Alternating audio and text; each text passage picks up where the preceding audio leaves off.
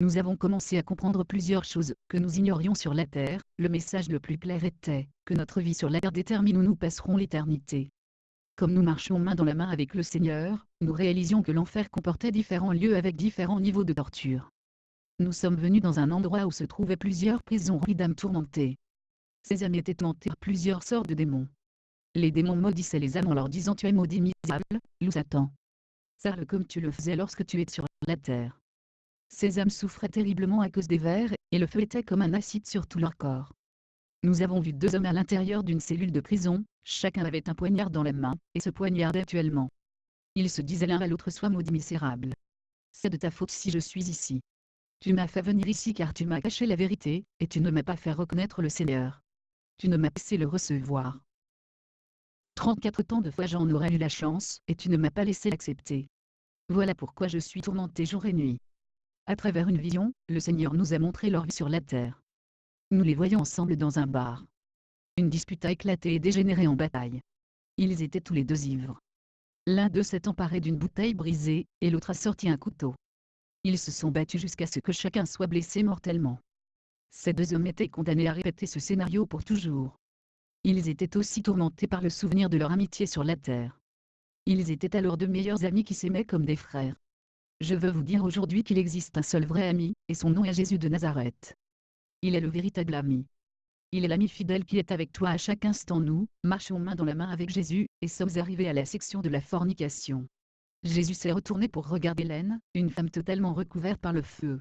Quand Jésus l'a vue, elle a commencé à sortir tranquillement du feu, mais ses souffrances ne cessaient point. Elle était nue et nous pouvions voir toutes ses caractéristiques physiques. Son corps était sale et sentait très mauvais. Ses cheveux étaient désordonnés, et elle avait également de la verge jaunâtre sur son corps.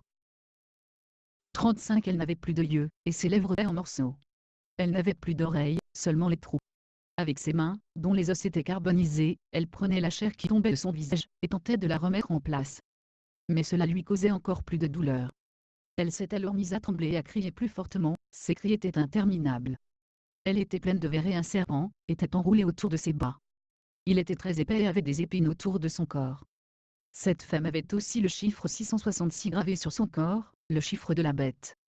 Elle portait également une plaque sur sa poitrine, faite d'un métal inconnu que le feu ne pouvait consumer. Sur cette plaque était écrit quelque chose dans une langue étrange, mais nous comprenions ce qui était écrit. Nous lisions: je suis ici pour fornication. Quand Jésus l'a aperçue, il lui a demandé: Hélène, pourquoi es-tu ici? Tout en répondant à Jésus, son corps se tord par la douleur de ses tourments. Elle lui dit qu'elle était ici à cause de la fornication. 36 Elle ne cessait de demander pardon au Seigneur. Puis avons commencé à voir l'événement de ses morts. Lorsqu'elle est morte, elle avait eu une relation sexuelle avec l'un de ses amants. Elle croyait que l'homme avec qui elle vivait était parti en voyage. Toutefois, il revint de son travail et la trouva au lit avec quelqu'un d'autre. Il s'est alors dirigé vers la cuisine, s'est emparé d'un gros couteau, et l'a enfoncé dans le dos d'Hélène. Elle est décédée et fut amenée en enfer de la même manière qu'elle est morte, flambant nue. En enfer, tout est matérialisé. Il y avait donc encore ce gros couteau dans le dos, lui causant une douleur atroce. Elle était en enfer depuis 7 ans, et pouvait se rappeler chaque instant de sa vie et de ses morts. Elle se souvenait aussi de cette fois où quelqu'un avait tenté de lui prêcher au sujet de Jésus, lui affirmant qu'il était le seul qui pouvait la sauver. Maintenant, c'était trop tard pour elle et pour tous ceux en enfer. La parole de Dieu parle beaucoup de la fornication, elle est très claire à ce sujet. Forniquer, c'est avoir des relations sexuelles en dehors du mariage. Fuyez l'impudicité. Celui qui se livre à l'impudicité pêche contre son propre corps. Quand Jésus finit de parler avec elle, elle fut recouverte d'une grosse couverture de feu, et nous ne pouvions plus la voir. Toutefois nous entendions le bruit de sa chair qui brûlait et d'horribles cris. 37 Je ne peux même pas les décrire avec des mots. En poursuivant notre marche, nous avons vu une femme à l'intérieur d'une autre cellule. Elle roulait dans la boue. Ses cheveux étaient tout emmêlés et boueux. À l'intérieur de cette même cellule, se trouvait un long et gros serpent. Il bougeait tout près d'elle, entourant son cou et la pénétrait dans ses parties intimes. Elle était forcée à avoir des contacts sexuels avec ce serpent. Dans ce lieu, tous les hommes et les femmes qui vivaient dans fornication étaient obligés de répéter cela en enfer. Ils devaient faire cela avec un serpent qui était recouvert de piquants longs de 15 cm. Le serpent déchirait son corps chaque fois qu'il venait à l'intérieur d'elle. Elle pleurait au Seigneur lui demandant d'arrêter cela. Elle ne voulait plus souffrir. Fais que ça arrête. Je ne veux plus faire cela. S'il te plaît, arrête cela. Elle implorait le Seigneur pendant que le serpent venait à l'intérieur d'elle déchirant son corps encore et encore. Nous tentions de boucher nos oreilles à ces cris, mais nous pouvions quand même entendre. Nous tentions encore plus fort de boucher nos oreilles, mais ça n'aidait pas.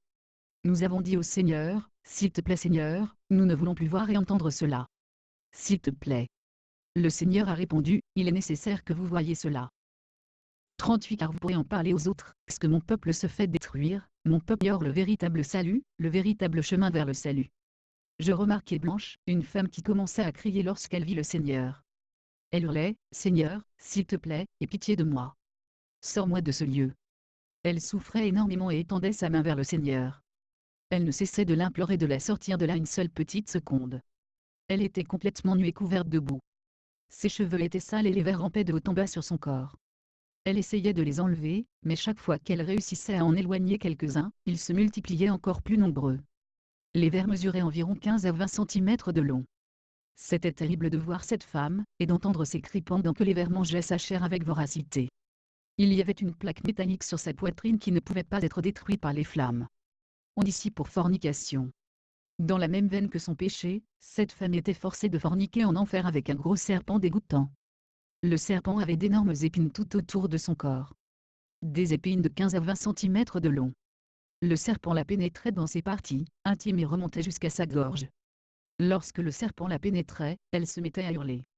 Elle implorait le Seigneur de la sortir de ce lieu encore plus intensément. Seigneur, je suis ici pour fornication, je suis ici depuis 7 ans. 39 Depuis que je suis morte du sida. J'avais 6 amants et je suis ici pour fornication. En enfer, elle devait répéter son péché encore et encore. Elle n'avait aucun repos, jour et nuit, souffrant de la même façon tout le temps. Elle tentait d'étirer sa main vers le Seigneur, mais le Seigneur lui a simplement dit, « Blanche, c'est trop tard pour toi. Les vers seront ton lit et les vers te couvriront. » Lorsque le Seigneur prononça ces paroles, une couverture de feu la recouverte, et je ne pouvais plus la voir. Nous avons poursuivi notre marche, et avons vu un lac gigantesque avec des milliers de personnes au milieu de flammes. Ils agitaient leurs mains demandant de l'aide, mais plusieurs démons volaient au-dessus de ce lieu. Ces démons utilisaient des lances, dont la tête était courbée en forme de S, ils s'en servaient pour blesser les personnes qui brûlaient dans le lac. Les démons se moquaient et les maudissaient en leur disant, « Sois maudit misérable. Maintenant tu dois adorer et louer Satan. Loue-le comme tu le faisais quand tu étais sur la terre. » Il y avait des milliers et milliers de personnes. Nous étions effrayés, nous sentions que si nous ne tenions pas la main du Seigneur, 40 nous serions laissés dans ce lieu horrible. Nous étions terrifiés par ce que nous ressentions. À cette distance nous avons vu un homme debout, agonisant et qui souffrait une grande douleur. 2 démons volaient au-dessus de lui et le tourmentaient. Ils creusaient dans son corps avec leurs lances et enlevaient ses côtes. Ils riaient aussi de lui durant tout ce temps. Même plus loin, le Seigneur me montra que l'homme était également tourmenté de s'inquiéter sans cesse pour la famille qu'il avait laissée sur la terre. L'homme ne voulait pas que sa famille atterrisse dans le même endroit de tourment. Il était préoccupé car il n'avait jamais transmis le message du salut. Il était tourmenté car il se rappelait qu'une fois, il avait eu la chance de recevoir ce message. Il était une personne très importante pour transmettre ce message à sa famille, mais il a préféré l'ignorer et maintenant, il était préoccupé à propos de sa femme et de ses fils. Les tourments continuaient et pendant que les démons coupaient ses bras, il tomba dans la boue brûlante. Dû à la douleur de la boue qui brûlait, il remuait comme un ver, d'une place à l'autre. La chair tombait de ses os à cause de la chaleur. Puis il a commencé à glisser comme un serpent, tentant de sortir de là. 41 Mais chaque fois qu'il essayait, les démons le repoussaient et il coulait encore plus profond dans la boue. Nous avons ensuite vu un nombre de démons dans un endroit. Quelque chose a capté mon attention, j'ai remarqué que l'un des démons avait une aile manquante. Seigneur, pourquoi ce démon a-t-il une aile manquante? Le Seigneur dit, ce démon a été envoyé sur la terre pour un but, mais il n'a pas pu accomplir sa tâche, et il a été retourné en enfer par l'un des servants de Dieu. Puis Satan est venu, l'a puni et a coupé l'une de ses ailes. Nous avons alors compris qu'en tant que chrétiens, nous avons toute l'autorité et la puissance dans le nom de Jésus pour bannir les démons et les principautés.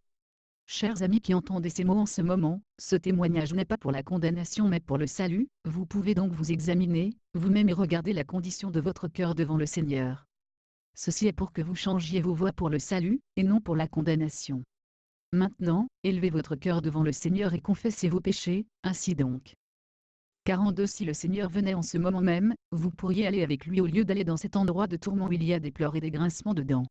Là, vous comprendrez vraiment pourquoi Jésus nous a rachetés à grand prix à la croix du Calvaire. Nous avons vu plusieurs personnes en enfer, qui ignoraient pourquoi elles se trouvaient là.